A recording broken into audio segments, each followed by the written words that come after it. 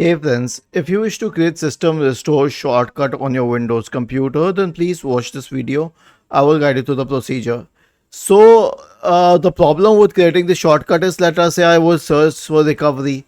So there's no way to create a shortcut out of recovery and there is no specific part to it. So how would I create a shortcut? Now here's the thing. We can do it by creating a shortcut for its run command, which is rstrui.exe.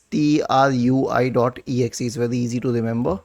Okay, simply right click in the open area in on your desktop and then select new shortcut and then mention the path here and then click on next and then click on finish. Okay, you can also change its name like system restore, and you know what, it's much easier to open it through going through the recovery window. Just double click on it and it opens system restore.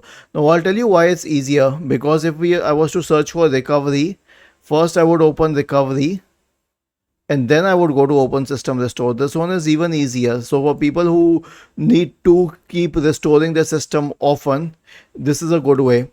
Was this helpful? If yes, then please subscribe to the channel. If not, then let us know in the comment section of the video on how we could help you further. Thank you for watching this video and have a nice day.